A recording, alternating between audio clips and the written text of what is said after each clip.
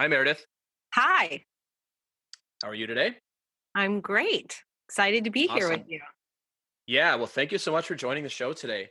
So, Thanks for first thing, having me. Meredith. Yeah. I know the audience. I know you, and I know the audience is going to have a great time listening to our conversation today. A lot of fascinating things to share. So, as we always do, I'd like to start with a brief introduction. So, why don't you introduce yourself to our audience? Okay.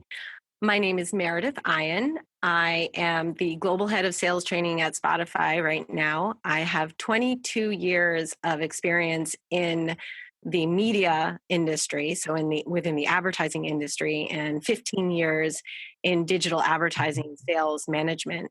But my work actually is focused around all things talent development. So my expertise is around the full life cycle of the employee. So that includes everything from hiring, onboarding, training, career pathing, and employee relations. And truly, my work passion is helping leaders be better managers and better coaches, therefore amplifying training's impact across the organization. And so, outside of all of that, my life passion is really around wellness and just being in the great outdoors. Awesome. Thank you, Meredith. Yeah. Well, we're going to get a lot more into everything you just shared here. One of the traditions on the show is that we like to talk about how we met each other. So I'll share with the audience how you and I had met. We were part of a leadership training program at a really amazing company called Own the Room. So we met. I believe it was October of 2018. And I'll ask you the question I ask everybody: what was your first impression of me when we first met, or when we were in that 3 day training together? What was your impression of me? My initial impression, honestly, was it's another sales guy. I think I just, I heard you said your name and what you did. And I've worked with so many salespeople throughout my career. And, salespeople just, they have a gift. They're all very likable. So I think, it was really my own bias that made me think, oh, it's another sales guy. And but I think over the time, over the course of the class that we were in together, over I think it was like 2 or 3 days together, I realized pretty quickly that we were kindred spirits, and I learned a really valuable lesson that day, not to just prejudge everyone with sales in their title. Yeah, no, that's funny. I was thinking about that. You're like, I'm going to a training to get away from salespeople for a few days, and I think there actually was a Spotify salesperson in there with us, or a couple Yeah, of them actually. So yeah.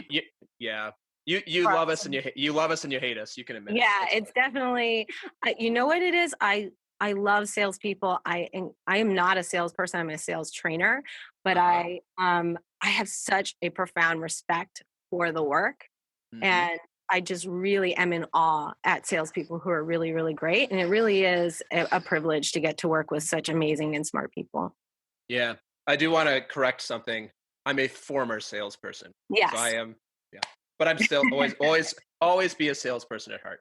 Well, thanks for sharing that. That's funny. So now I'm going to share with you what I thought of you, which is new information because we haven't talked about this. Yeah. I remember meeting you. I thought you were very serious at first, and now that once I understood what you did, that would make sense. But I also realized, I think we maybe got partnered up on an exercise pretty quickly. That yeah, we are very similar. And that you were somebody that I wanted to get to know and spend more time with, which we've actually been fortunate that we've actually got to do. Hmm. We've got to do outside of that training over the past year or so, and that now we are almost neighbors Hmm. in an area of the United States, Catskills and the Poconos, which is really Yeah. exciting. So I'm sure we'll be seeing more of each other, which I is hope really so. exciting. Yeah. So Oh, that's congratulations. so funny that you thought I was Yes. serious. I don't think of myself as an extremely serious person. So it's interesting to hear that as the first impression.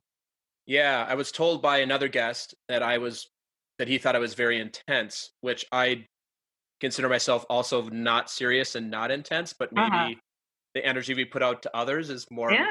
real than the energy that we find in ourselves. But Yeah. it's all good. It's all good. So here Cool. we are today. So Yeah. let's get into it because I know the audience is going to love to hear all about you. So let's start with something that you nerd out about. What geeks you up? What do you nerd out about? So I'll give you two answers. The first will be around more, I'll give you like a personal perspective and then a work perspective because there's Hmm. a lot of things I could nerd out about. But I think for my personal life, anything around just general wellness. So cooking, I love to cook. I'm not a vegetarian, but I do cook mostly vegetarian or a lot of vegetables. I'm a big proponent of having lots of vegetables and greens and things like that. Fitness, and not just like, working out, working hard, and but more about like making fitness work for you and your lifestyle. So I love talking to friends who are trying to figure out, how do I get more active, and rather than just kind of feeling like I always have to go to the gym. Hmm. I love hiking in nature. I could sit around and look at and talk about birds and trees and flowers and stuff all day. um, and then also mental health. I've read a lot of books about just mental well-being, and I think it's an endlessly fascinating topic. I think if I had realized that passion at a younger age, I probably would have studied it and maybe even gone into that field. But all of this kind of comes together. I like to describe myself as a tree hugger in business casual clothing. I love that. That's fantastic. Yeah. So, And then, question. Go ahead. sorry, I was going to say from work life, um, the thing that I probably geek out the most about is what I describe as the teaching hospital approach. So this is about my philosophy, my core philosophy of all things training is that training doesn't really happen in the classroom, which is kind of humbling to say as a trainer. That it doesn't happen in the classroom. That it truly lives or dies with managers. And so to truly have an ongoing learning environment, you need to enable managers to be great coaches. Hmm. No, that's awesome. And me spending 20 years in corporate as well. I am one of those people who actually liked going to trainings, Mm-hmm. which is Good. probably why yeah, We which is love. probably why we met at training. Yeah, exactly. So, like Exactly. anyone listening to this podcast, if you love going to training, just know that your trainers love you. Yes, exactly. Because there's so many of those, especially salespeople are like, I don't have time for this. I got to hit my quota. And they sit there with a scowl on their face. I was always the one who uh, enjoyed the trainings, which is probably why we met at a training. Yeah, Uh, I, that makes I, had sense. a, I had a question about something you mentioned earlier. So, Please. cooking. Mm-hmm. So, let's say that you were hosting a VIP. That VIP can be whoever be a VIP for you. Mm-hmm. What would you make them for a meal? Like, what's your go-to? Oh, that is a tough one. I would probably do some sort of a pasta dish, depending on what they eat. If they're a vegetarian, I have some really awesome go-to vegetarian dishes. But if I was really trying to wow someone and maybe not be the healthiest meal in the world, it would probably be some sort of pasta dish with like Italian sausage and broccoli rabe and some Parmesan cheese mixed in. Going to make me hungry talking Mm, about it. That's one of my favorite mhm. dishes. Yeah. And if there were a vegetarian, I would do my vegan Tuscan stew, which is it's like a tomato broth with white beans and vegetables and a little bit of spice in it. Really, really good. Wow. That sounds amazing. I was thinking I am not a chef by any stretch of the imagination, and if I had a VIP coming to cook, I would probably not go with a healthy option. I'd go with a tasty option, unless they were a health nut. Well, thanks Yeah. for sharing that. Thanks for sharing both of those. Super interesting. So, next question I have for you Hmm. is, what's something that is inside of your comfort zone that might be outside of somebody else's comfort zone? Ah, inside my comfort zone.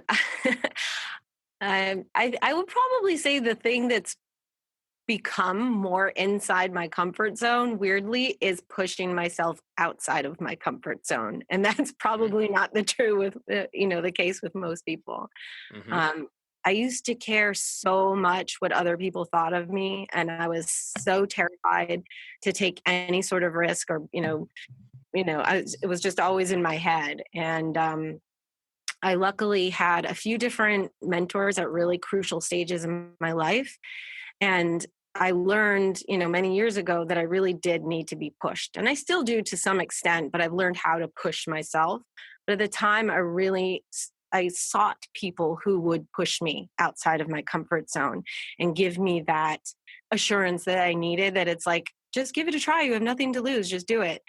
And since then, I've taken a lot of risks, big and small. And I would say because of that shift in mindset and the willingness to put myself out there, I've flexed that muscle to the point that now I've got all sorts of great stuff happening in my life that I'm excited about, that I'm proud of. And I wouldn't have any of these things if I wasn't willing to take some risks. Yeah. Is there any particular moment that comes to mind of when you expand, and that's something we talk about in coaching a lot, and you're a Mhm. fellow coach as well, where you talk about expanding your comfort zone. Is there anything that comes to mind that was a specific example of that, or a moment in time for you in your life that you can reflect back on? Yeah, I can give you a number of examples in my personal and professional life. I would say just moving into my first training role. So, I had an HR background that evolved into a training role, and I had done some training, but, with sort of oversight from other people, but then eventually had an opportunity to be in charge of it, and I went for it. And I really needed to be pushed into that. And I'm so, so grateful that I went for it because Hmm. I just absolutely love it. So what a thing to miss out on, right? Yeah. Um, Yeah. I used to study martial arts. I've been in hiatus for a couple of years, and I performed a three-man weapon form.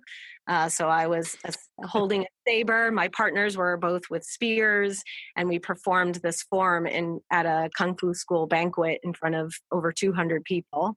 And it was probably one of the most nerve-wracking things I've ever done. And we pulled it off to a standing ovation, if you can believe it. That's amazing. Yeah. um, a few other risks. I mean, I left a company that I was comfortable at, had been there for 8 years to go to a company where I was the only person doing this new job and building something completely from scratch. That terrified me, but I did it, and it was a stepping stone to where I am today. Hmm. And, on a probably a the most personal level, just pushing against social norms. I think that's probably one of the biggest things I had to learn as I built the life I wanted to live. And my husband, Joe, who you know, and I Hmm. had been together for 10 years before we got married. And we never knew if we were going to get married.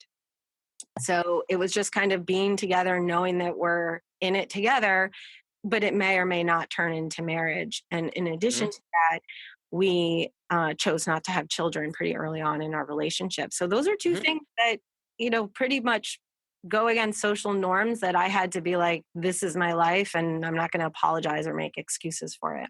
Yeah. That's super cool. I want to let the audience know that I have not seen any spear wounds that you have, and I don't, and then you have all your limbs as well. So it sounds like the martial arts performance Yeah. went extremely well, and there was no injuries either, which is No, great. no, I was not harmed in the performance. I made it That's through awesome. okay. Yeah. So Now the others though, I can't speak for them, but yes, well, everybody likes a little accident every now and again. So let's take a look now, or let's look at the reverse. So what would be something that is still outside your comfort zone? And as you just covered for us, like your comfort zone is pretty large, but what's something that's still outside of your comfort zone that might be inside of somebody else's comfort zone? Outside of my comfort zone, I would probably, I mean, the things that scare me the most, it's kind of ridiculous. I don't know if this is the answer you're looking for, but I'm terrified of spiders and bugs of any kind. Like I lose it. Like I'm not saying like, oh, it's so creepy. Like I spaz out and like physically flail. So that's that's something I would really like to overcome Hmm. for sure. What else is outside of my comfort zone? Does that give you a little insight? No, that's great, and I'm thinking about. It's funny because you live in New Jersey where there's lots of bugs, and Yeah, you have a place in the country where I there are a do. ton of spiders. So maybe You if would it, not believe you would yeah, not believe the spiders that are out in Pennsylvania. Like they're no joke. Like their bodies are the size of like a large grape. The body alone, and then like the legs are like thick. They're not like yeah. spindly little spider legs, and I find them pretty regularly. So I face this on a fairly regular basis, and I'm Oof. really trying not to like completely lose it. And I've gotten better. I used to get like lightheaded, like I was going to pass out. Oh man. Yeah. So if anyone has any advice for how to overcome spider or any real kind of bug, it's really all bugs, but it's worse with spiders. So Yeah. it's pretty severe. And it's so funny too, because that's something that you're scared of, but you're also a complete outdoors person, Yeah. I love and the they're outdoors. That's everywhere. the craziest thing.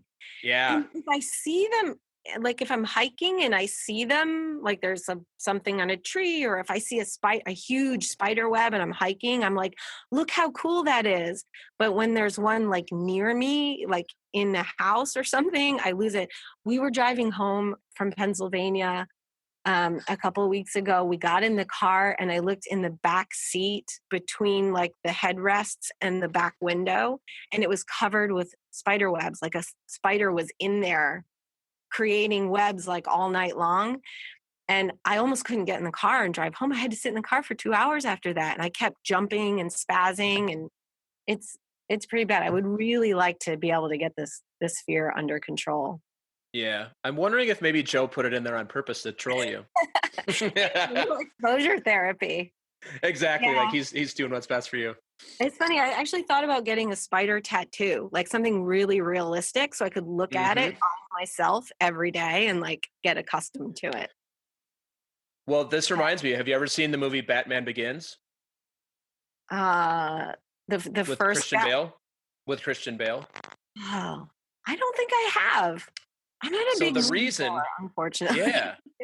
So we'll move on here, but I just want to. The reason, and according to that movie, the Yeah. reason he's Batman is because his biggest fear was being in the dark with bats. Oh, So he became the thing that he was most afraid of. so I'm going to become Spider-Man? You're going to become Spider Woman. It should be amazing. Cool. I could Yeah. get Well, on that. I can't guarantee anything, but it's possible. Okay. So next thing I want to ask you about is giving speeches. So I know you stand and deliver all the time, and the kind of training you being a trainer and being somebody who stands up and speaks. So if I was to give you 5 minutes on a national or international venue, and you have 5 minutes to speak on whatever you want, knowing that millions of people are going to hear your message, what would you give your speech on and why? I would say probably something around the life cycle of employee development.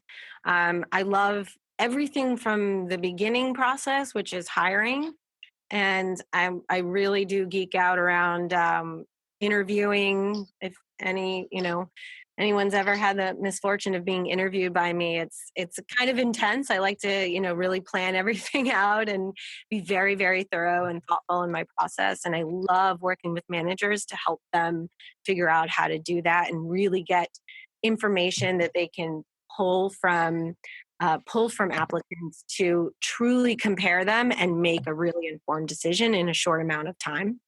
Hmm. So that is definitely something I love to talk about. I also really like to talk about just any kind of training, the whole life cycle of career pathing.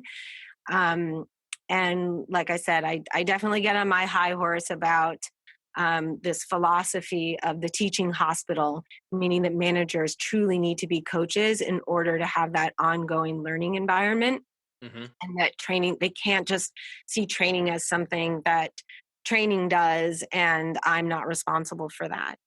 I think this mindset is probably incredibly overlooked from leadership. They don't really think about it because they're so focused on the business, which is Hmm. understandable. That's what they're in charge of.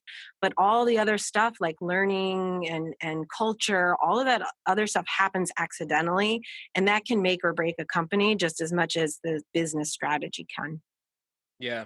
Well, I'd be remiss to not now ask you Mhm. what your favorite interview question is that you like to ask people to elicit that information that you can then share. Well, I get into behavioral interviewing. So I start off with a series of, I read the resume very carefully. I go through and ask questions around why did you make these different decisions to go from here to there. I'm less interested. I mean, I have to pick a little bit about just to confirm that they're doing the right kind of work. Hmm. Um, but uh, but once we've established that, then I like to get into why they made the decisions to study what they studied in college and work at these companies and leave at these times. So, or especially if you see a change in their career trajectory over time, like why did you do that and how did that happen? Because I think the decision making in major life decisions is probably more interesting than what you actually did. So I like to dig into that. And then I ask behavioral questions. So those are very specific to the role. So for the digital media sales trainer roles that I've been hiring for mostly the last few years, I will ask very specific questions around their digital media knowledge. So I ask them to, like, I'll say, tell me what the difference between a DSP and an SSP is, for example. This is something specific to digital media. And if they have any kind of baseline knowledge, it should be an easy thing to answer. But if they stumble, then I kind of know their knowledge isn't as deep. I will also ask questions around like their needs assessment process, but specifically I'll ask them to describe a recent time that a manager came to them and with a training request, like what did you do? How did you unpack it? And how did you make your solution or your what you recommended? And then I also love to ask, so those questions get tailored depending on the role that I'm hiring for. Yeah. And it's always tell me about a time or describe to me what this means. Or what makes a good learning objective. That's another one I ask trainers a lot. Yeah. And then, but you can tailor that for the role as well.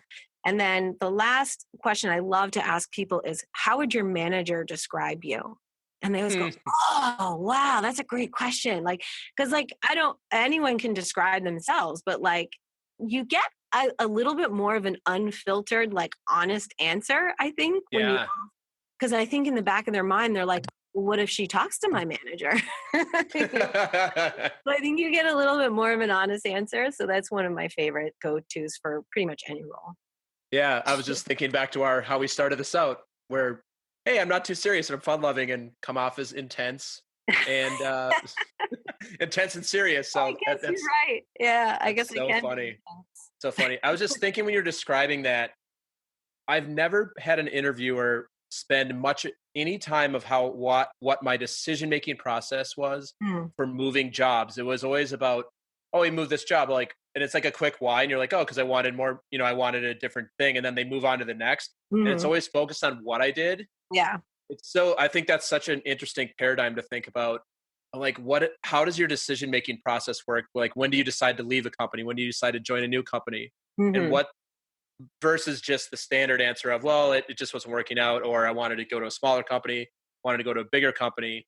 I'm fascinated. I think there's a lesson to be learned for any of us out there who are interviewing people, is like that can be a window into what people's thought process is and how they're performing a job, not just around the numbers they hit or the number of trainings they delivered. That's fascinating. And I know we're gonna get more into this as well as we go through this today. So yeah, I think that's the biggest thing is like when you're interviewing someone, yes, you need to confirm some things, but what you want to do is get a view into their thought process, because that gives you a taste of what it's like to work with them.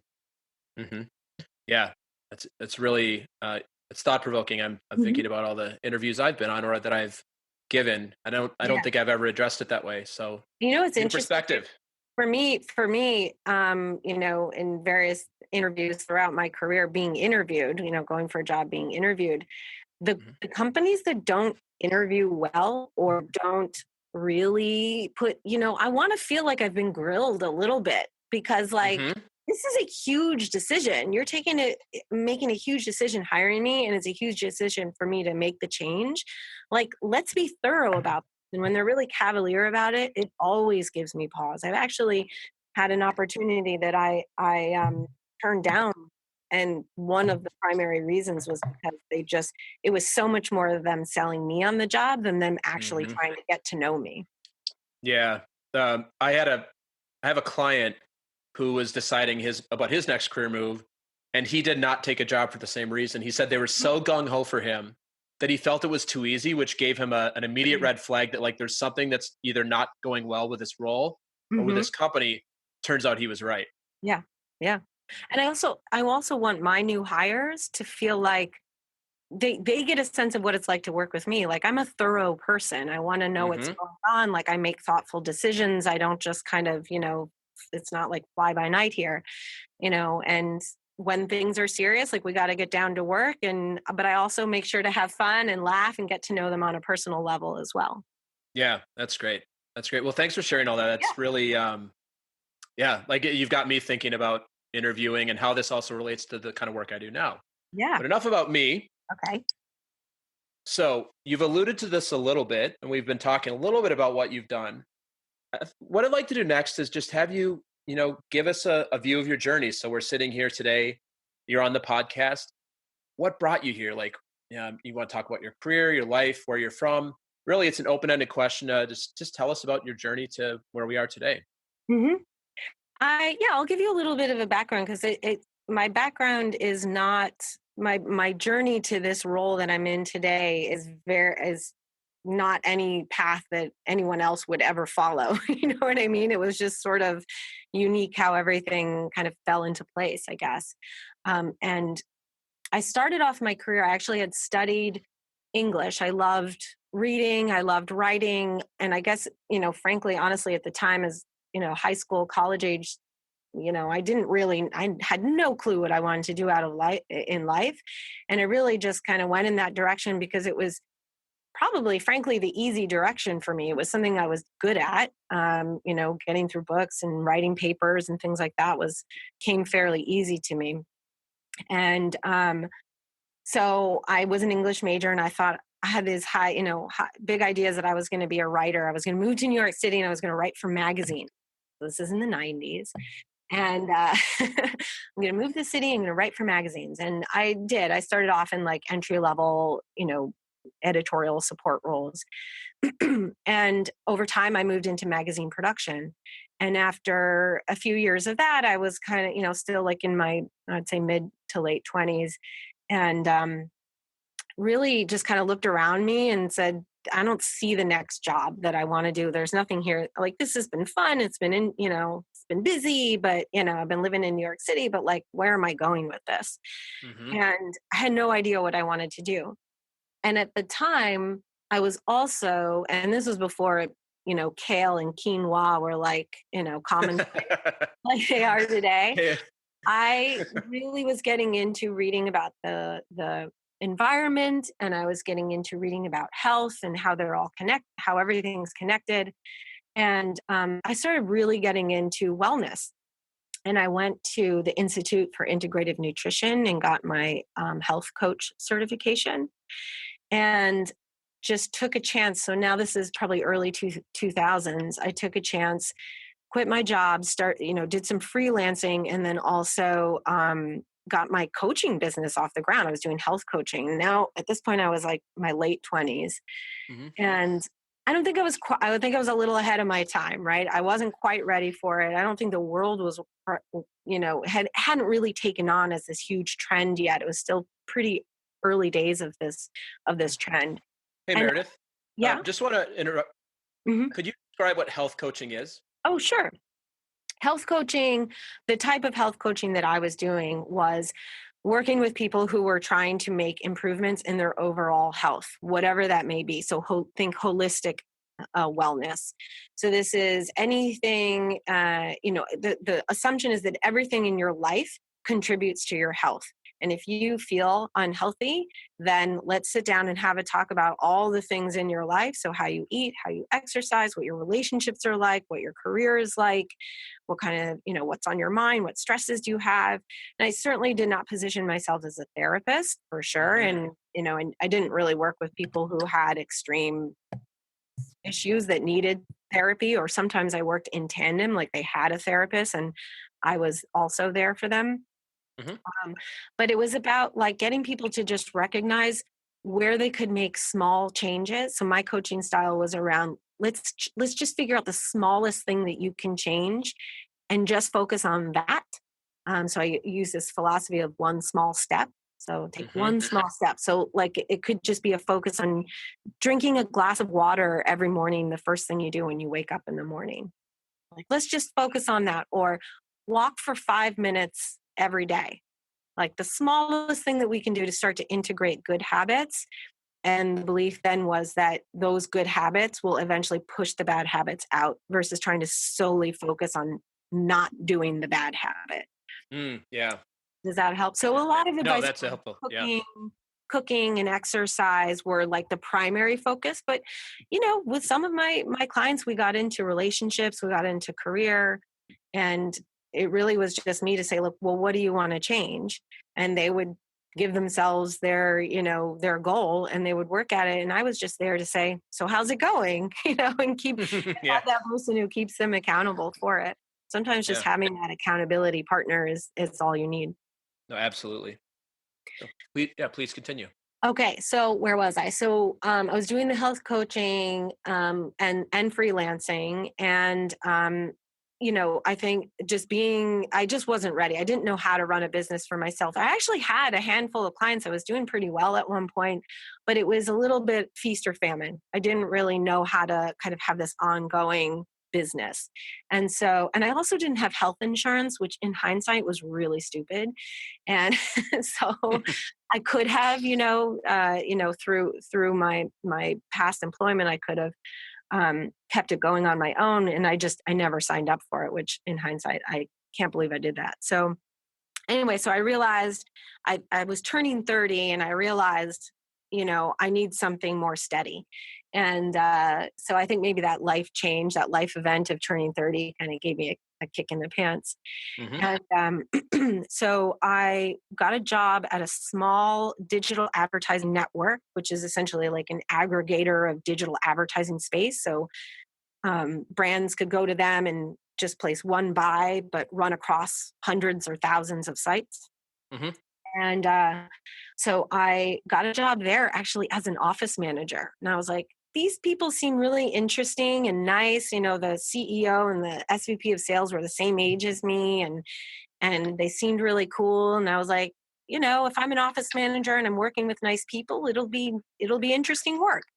And I really, my family and I like to joke that I was the spaghetti that fell into the sauce. That's how we always I love that. I was just in the right place at the right time. But I also, was enthusiastic and raised my hand and offered to help.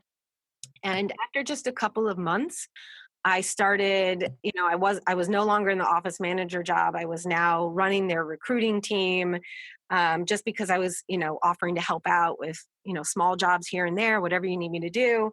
And they started to see that I could, take on other things. And interviewing was the first thing that really became my entry into what is my career today. And I think I was so ready for that because I had the coaching background. It was just having a Hmm. conversation with someone and figuring out what makes them tick. But at the same time, I had to learn the digital advertising industry because I'd moved from print into digital then. And honestly, I think they only hired me because I had Condé Nast on my resume. Hmm. And even though I was in production, they were like, "Ooh, Condé Nast," and we're this tiny little company. It was like 30 people at the time. Yeah. They're hoping you knew somebody they could sell Yeah, to. yeah. I Yeah, think, that makes yeah, just sense. we were excited to have like a name like that, on a resume for this small startup. And I just got so lucky and got to learn so much. And we doubled in size every year for like the next 4 or 5 years. And my primary responsibilities at first was recruiting, and then I built out a team, and we had that was my first time as a manager. And then I moved into an HR business partner role. Are you Hmm. familiar with that and what that type of role is? Yeah, I am, but you might, if you want to just give us 30 seconds on what that means for people who might not be. Yeah, it's essentially most companies. It's like an employee relations role. So it's employee relations and talent planning. So like, how are we, planning out our hiring plans for the future? How are we going to structure the teams? Helping managers make major organizational decisions, and then also getting involved whenever there's some sort of employee relation issue. So maybe an employee is underperforming, or there's been a complaint, and that sort of thing. And so, I did that job for 2 years, and this is the same company where I was hired, the startup where I was hired, but we were much bigger at that point. And we were about 350 people when I left. So I was there 8 years. And so at this time, as the HRBP, we went through a lot of change. I had a lot of turnover over those couple of years, and it was incredibly stressful. And I don't think I realized just how much of a toll it was taking on me. So if you ever are working with an HR business partner, just be nice to them because they have a very stressful job. I'm so glad I did it, and I learned so much from it, but I would never ever do it again. I used to joke that people, like, if you were sitting down to have a conversation with me, it was probably your worst day at work. Oh It was man, like yeah. over and over and over again. And, Oof. but the silver lining to it was my partner group was sales. And so I'd already hired, like, I don't even know, hundreds of salespeople at this point. And so I was very much embedded with the sales team. I knew everybody, had hired most of them. And for the first time ever, we had a new CRO, and he hired our first sales trainer. And this woman, Kara is her name, soon became my mentor. I realized that, anytime we had a problem employee that was going on a development plan, I needed to be aligned with her so that we could get this person over the hump. And I truly believe that I can't even tell you how many times I've had managers come to me and say, this person isn't going to make it. We need to exit them. We need to, manage them out. And they've given up. And I would say the majority of times we're able to turn it around, and not just 60, 51%. I'm talking like 85, 90% of the time. Wow. If you really can change, the manager needs to change their mindset. Oftentimes the team surrounding the person needs a change in mindset. And everybody just needs to believe that this is possible. As long as the employee has the will and has the spirit to turn things around, I really believe that you can. And I've seen it happen over and over and over again. I aligned with the head of training on that, and then she started giving me onboarding responsibilities. So I started helping out with new sales hires and getting them through the onboarding process. And I'd already done some training, like recruiting, interview skills training, some management training, manager skills training, and things like that.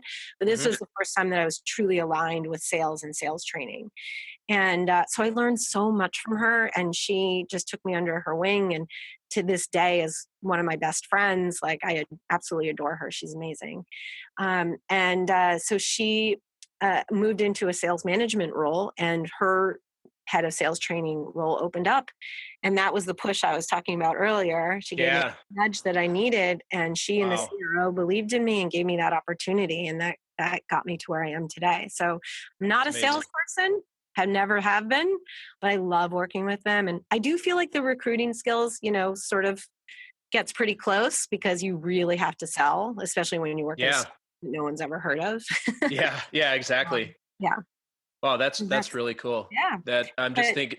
So you said something earlier about, like, the spaghetti and the sauce being at the right place at the right time. Yeah. I'm going to challenge you a little bit and say that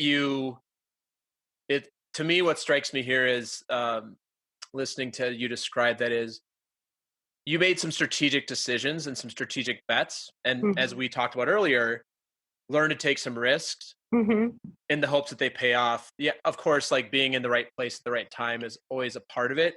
Yeah. But there doesn't sound like a ton of luck here. It sounds like hard work, being smart, being resourceful, getting in with the right types of companies, and surrounding yourself with the right types of people, like Kara, your mentor, and the CRO and the CEO, that want to invest in you because, one, they like you, and two, they know that you can deliver for the company. Yeah. I feel incredibly lucky that I had 8 great years at this company. The company is called Undertone. And I had 8 great years there. I worked with some amazing people, but it definitely was a deliberate decision to align myself with smart, interesting people. And the persona that I adopted in this environment was a humbleness and a willingness to learn, and an eagerness, willingness to raise my hand and help. and like say, I don't know how to do this thing, but if you give me some guidance, I'm willing to give it a try.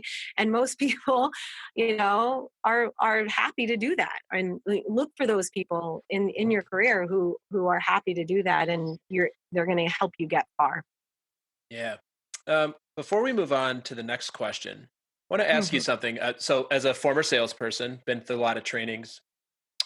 What's your favorite training to deliver? Where you're at today, like what's the training that you or your trainers get the highest ratings on? Like, what's like if you could deliver any training at your company today, what would that specific training be? Hmm. Gosh, there's so many. I Well, let me love. ask you. Let me ask you actually, Yeah. how many different sales training, um, I guess it would be classes or workshops, do you actually offer within the company you're at today? Oh boy. I don't have a number off the top of my head. I mean, so there's components to training. Okay. So Yeah. there's onboarding, which is one piece of it. At some companies, you go to large companies where with these massive training teams and they've got disciplines, but we're a small, scrappy, small team of 4 people. Hmm. So we all do a little bit of everything. So you've got onboarding, which is one piece of it. And I love onboarding. I've done a lot of onboarding in my career. Hmm. Probably not my number one thing to do anymore, but it was for a really long time because in onboarding, specifically with salespeople, is you get to sit with each individual as they're learning the pitch and they're learning the products, and you get to role play with them and you really get to know them, and it's very rewarding. Yeah. Year in and year out for a long time, it becomes, can get monotonous. But Hmm. I Well, think, you're also, well, I was just gonna say, you're also, thinking back to my career, when you're onboarded, you're also, it's like a new relationship. You're like, mhm, oh my God, I see the possibility. I can, yeah, love the product. I got through the interviewing process with yeah, Meredith, as you said, which is challenging. I got through the interview process. I'm here. They believe in me. And you haven't yet missed your quarterly number. You yeah, haven't yet had a customer say no to you. It's like, yeah, like it's just so fun to yeah. start a new company Blue and go sky. through a fun inboard process. Yeah, sky's the limit. Yeah, for sure. And I think for the trainer, like they've been there, done that 100 times. They've onboarded so many people, but we always had to remember that it's that person's brand new experience. Like when they walk through the Hmm. front door, like this is their first time walking into that company, and like it's so overwhelming and you don't know anybody, and like I just always tell my team, like we always have to remember that it's brand new for them when they walk through that door and when they sit Hmm. down with us to practice the first time. And so our job is to like get back into that beginner's mind with them and like help them through it. And they're so incredibly grateful for it because they're the new hire where they're kind of their first friend, and so it's incredibly rewarding. I love onboarding. But again, That's like I said, I've been doing it for many, many years. So it's less novel to me these days. But I would yeah. say then there's product training, which has to get done. Not the sexiest Yes. thing in the world. Not the sexiest. Yeah. Has to get done. And then, but what is interesting is I love hearing the seller's questions when we roll the thing out, and getting to hear everybody pick it apart and like work through all their insecurities and concerns around it, and Hmm. then rally behind it and get excited about it, and they've got that new thing to talk about. So it's exciting when it actually lands. And then Yeah. the third component is skills development, which is aligned with career pathing. And so I love the basics. I love working with people who've been here a while but have been promoted into a sales role, and Hmm. watching them move from a sales support to a sales leadership or sales individual contributor role, Hmm. because they know everything already. You don't have to teach them all the basics, but they have to shift their lens on it. They're no longer the person who knows the details and what it is and how it works. Now they have to be the person who says, this is why it's good for you and this is the benefit for you. So getting them Yeah. to shift that mindset is really fun. So I do love teaching like meeting skills and structure, and how to ask for the asking for the close, and how to judge whether or not how to prepare for a meeting and judge whether or not it was a successful meeting. So I don't think a lot of salespeople think about it. They go in, they talk about their product, and then they leave and they think, oh, I explained it well, so I hit it out of the park. No, Yeah. you actually need some sort of an outcome. How are you moving it forward? Yeah. And Yeah. so I love that, but I love all the skills around it. I love, negotiation is one of my favorites. Hmm. Presentation skills, people, especially when people are really nervous and you can help them overcome those fears. That's super Yeah. fun. Yeah. Um, yeah, I mean, all objection handling is another one we do a lot. Oh, and then of course, the flagship, my favorite is working with managers who, trying to teach them how to be better coaches, Hmm. or how to be coaches in general. So I think a lot of great salespeople get promoted into management roles because they're such great salespeople. Hmm. And then they get into that role and they become the super seller. Yep. And they take pride. Their source of pride is being the one that everyone has to go to so that they can save the day. So I swooped in and I closed the deal for my seller because they couldn't do it on my own because I'm the super salesperson. And that is a true source of pride when you hear them talk about what they love about work. And so what I try to do is shift that mindset for them and help them see, actually my source of pride should be helping, teaching someone, coaching someone to the point where they can do it. They have upped their skills and they're now doing things that they didn't think that they could do. And so if I can see that future in them and give them the feedback and get them over the hump, then that should be my source of pride. And once when I have a conversation with a manager about that and you see that like click, that light bulb go off in their eyes, you know that like the future is never going to be the same for them, right? From this Yeah. day forward, they're going to think more about development than being the savior. Yeah.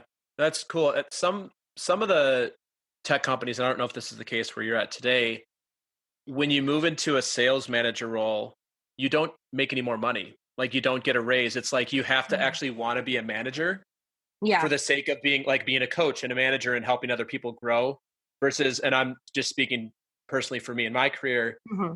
everywhere I've always been, the next step in the career as a salesperson is, if you want it, is to be a manager. And part of the reason you do that is to make more money. Like it's a Hmm. promotion, you get more money, you get a higher base. And like I know of a few companies where that is not the case anymore because they really want people like you're describing that are like, I want to be a coach. I want to teach others what I've done well versus being the person who comes in and saves the day. I love that. I love Yeah. that. Yeah. I've actually heard a philosophy around a sales philosophy around take your absolute best rock star salespeople and make them trainers. Like, Mm. say that to a sales manager and they're like, no, I Y- can't do that.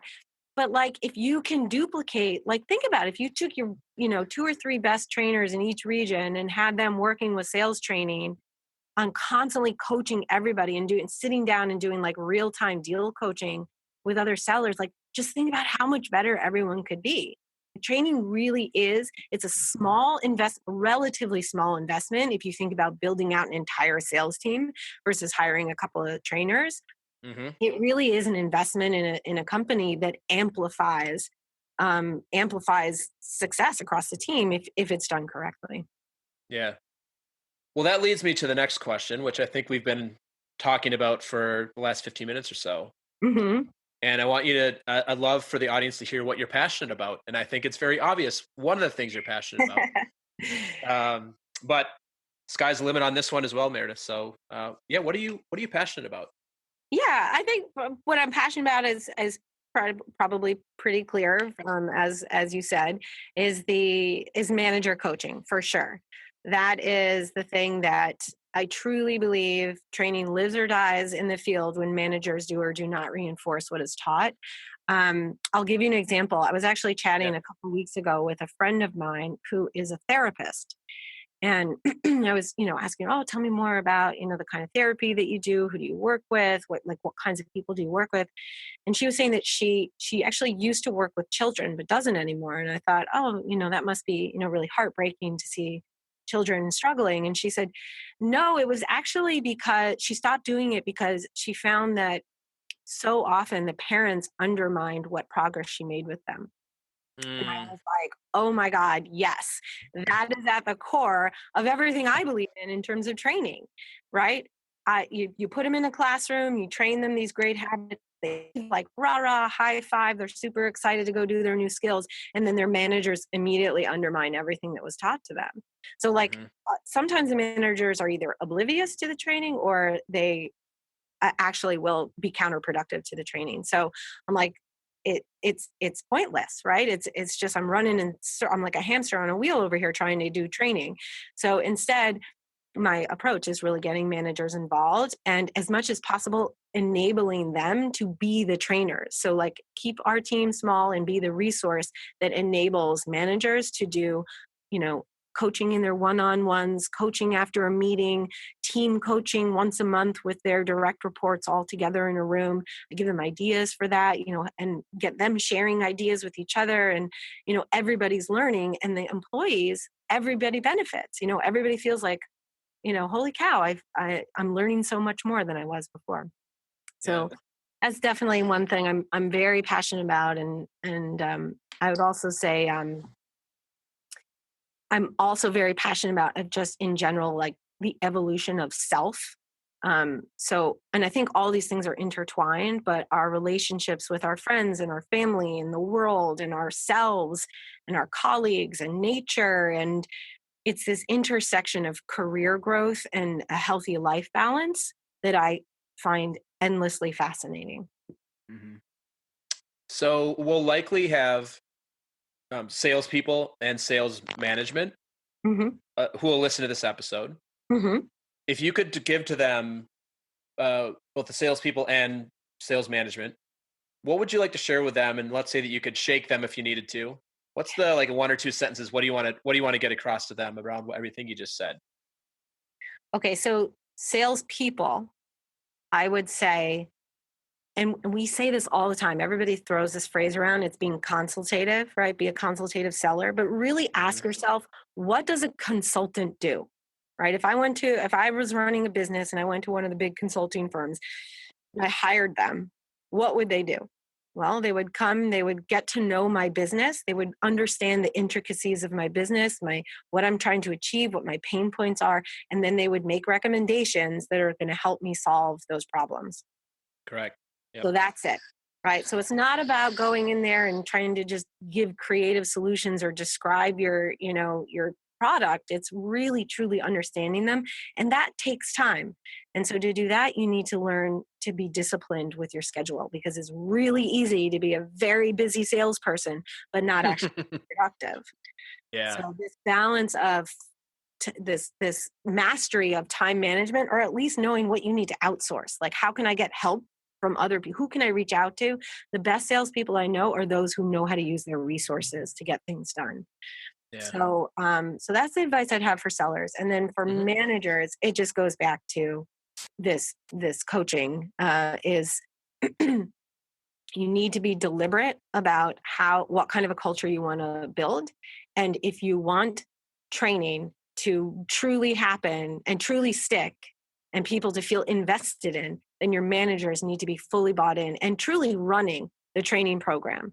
But I think of the sales training team as a resource, but the managers own it. Yeah. It's something you were saying around consulting and consultant. I Hmm. used to have a pet peeve. What it's still a pet peeve when you meet a salesperson who works for a very specific company and they call themselves a consultant, Hmm. because by definition, and they're I'm a big fan of the consultative approach. But let's not. And one of the things I also do is I also do sales advising for startups, and I hear this when it's like, oh, we want to be consultative. Yes, you need to be consultative, but at the end of the day, if you're selling one specific product and the only outcome you're ever going to suggest is the same thing every time, then you're not really Yeah. truly a consultant. I'm thinking I was at a conference where somebody's like, "Oh, I'm a consultant," and I'm like, "Oh, like who do you consult for?" And they're like, "Well, I work for this. It's a small small SaaS platform." And I said, "So you're a salesperson?" "No, I'm a consultant." I said, "Well, no matter what's going on in my world, the only thing you're going to recommend to me is that Yeah. I pay you a monthly subscription fee to use this platform." He was like, "Well, yes." I'm like, "Well, okay, okay, yes, you can call yourself a consultant." And I think when you get to bigger companies where you've got lots of different types of solutions, Yeah. that makes sense. But just an aside, that's a pet peeve of mine. Yeah. So for those of you listening, I'm who sure. call you consultants that are really just salespeople, it's okay. Like buyers on the other side of the table know that you're a salesperson. Like Yeah. it's you're not hiding that by saying you're a consultant. Yeah. Exactly. I totally agree. I think if to truly be a consultant, you have to have an array of solutions, right? Yeah, And it exactly. shouldn't be Exactly. obvious, black and white. I've got one thing to sell you. Yeah, I would totally agree with Yeah, you there. And totally exactly. different style, for sure. Yeah, exactly. So next thing I want to hear a little bit about is the thing that you're most proud of. Sure. Well, professionally, I would say the thing I'm most proud of is the manager coaching program. No surprise there. Hmm. I have been preaching this for years here and at previous companies. So throughout my career, but really for the first time ever, for a number of reasons, for the first time ever, I was actually able to launch a coaching program in North America. And I just couldn't be more excited about it. We're only a couple of months into it, and already just seeing how everybody's taking to it is just it just fills me with joy to hear everybody getting into it and talking about it and sharing ideas, and it's a total shift in mindset. So that is just so exciting to me. That's awesome. And something I'm really proud of in my personal life is just like my physical and mental health. I struggled earlier on in my life with gut health problems and and just mental health. I was talking about earlier. I was always concerned and worried and anxious about what people were thinking of me, and Hmm. I overcame these things through awareness and through trial and error and a lot of hard work. And people will ask me, like, I say, I'm going to go for a run. What are you doing tonight? I'm going to go for a run. Are you training for something? And my answer is, yes, I'm training to go for a hike on my 90th birthday. Oh, I love That is that. 100% my I love that. plan. Not training for a race. I fully 100% plan to go for a hike on my 90th birthday. And I can't That's wait to do it. amazing. It's going to be awesome. But there's a lot of things I had to do between now and then to be healthy enough to do that. Yeah. And I think by your 90th birthday, you might not be as scared of the spiders if you see them on the hike as Yeah. well. You've got a lot of time to practice that. Yeah. Maybe I should add to it that I will also not be afraid of spiders when that happens. You got plenty of time for that. So, love to hear a little bit about just your general philosophy on life. I think you've done a really good job of weaving that into what we talked about. Mhm. Just a summary, like, yeah, what's your general philosophy on life overall?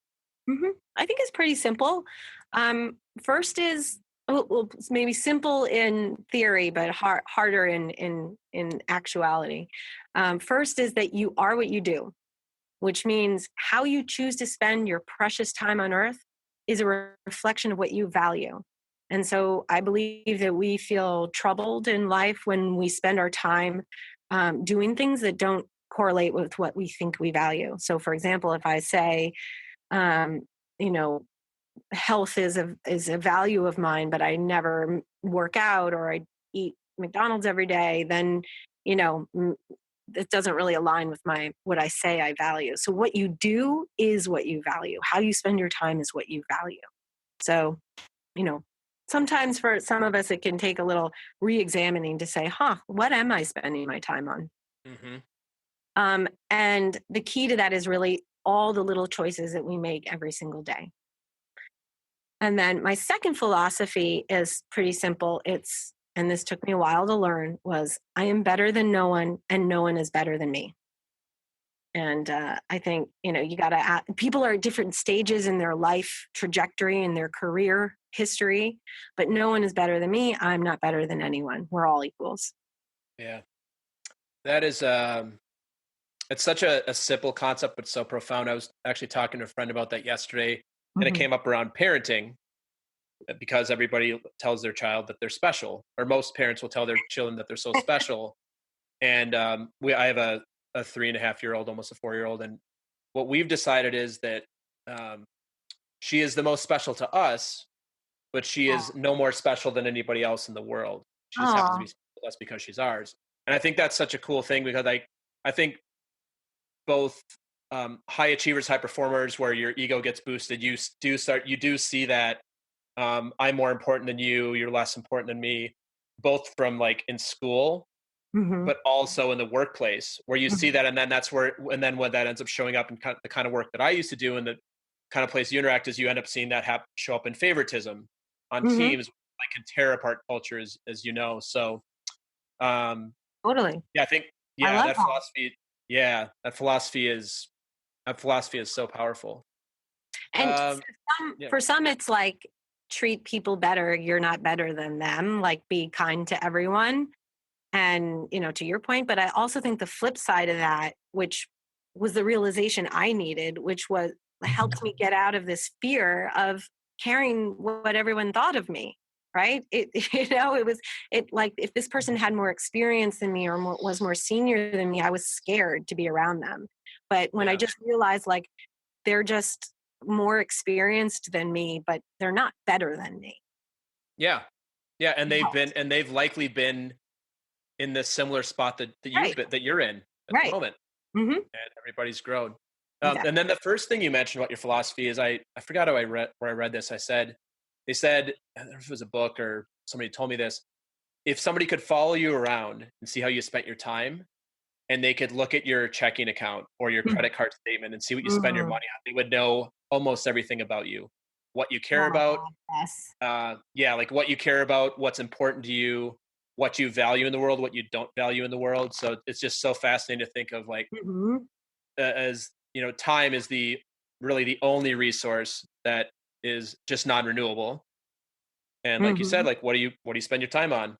That tells me almost everything I need to know about you. Yeah, exactly, and if that person observing you would describe you differently than you would describe yourself, you're Yeah, probably a little uneasy. You're probably feeling some unease, and that's that, yeah, that's the time to and then but it's so freeing at the same time because then you're like, well, now I can start saying no to things.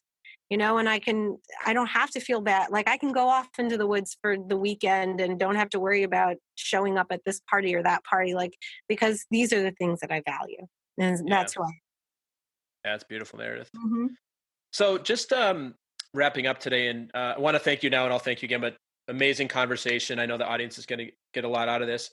I want to ask you if there's anything specifically that you still have top of mind, or that something that's come up for you during the conversation today that you'd like to share with the audience. And I say that because you've already shared a lot of really amazing nuggets of wisdom and things about yourself and things that they consider. But has anything else come up for you that you'd like to leave the audience with today? Yeah, I mean, I would like to just say that even though I am still working full time in a training role right now, I am starting to work with a small number of clients who are looking for career coaching. Hmm. So if there is anybody out there listening who is looking for a career coach, I would be happy to chat with them. Ideally, I'm looking for someone. I'd be looking to work with someone who is really at a tipping point in their career, maybe need some guidance on getting to the next step in their career or getting through some change. Also, if there's any, again, going back to that holistic approach to life, if you also need help with creating a healthier balance in an inside work and outside work, I'm also able to help with that as well. Awesome. Hmm. So, where can the audience find you? How can they get in touch with you? Sure, LinkedIn, probably the easiest way. I am on Okay. LinkedIn. I, post occasionally, so you should be able to find me on there. Meredith Ian, last name Ian, like Ian. And then I also have a blog. It's steadyisfast.blogspot.com. Cool. Yep. So I will just for the audience as well. I will make sure these are in the episode notes as well, so you can reach out and connect with Meredith if you'd like to. And so, last thing we do with all the guests, love if you would leave us with some words of wisdom from the lips of Meredith. Okay. So I'll give you two. One, wander outside. Go outside. If you live in a city, get out into nature. Just get some time among the trees. It's so good for your soul. And two, don't be afraid to fail. And when you do, be kind to yourself and know that you can always do better tomorrow. Beautiful. Well, thank you so much, Meredith, for being on today, and I'm sure we'll catch up soon. Thank you. It's been a blast. Yeah, thank you so much. Thanks for listening to another episode of Talking to Cool People with me, Jason Frizzell. Enjoyed today's episode? Please tell your friends, give us a shout out and a follow on Facebook and Instagram, and take a moment to leave us a review on iTunes. If something from this episode has piqued your interest and you'd like to connect about it, please email us at podcast@jasonfrizzell.com. We love hearing from our listeners.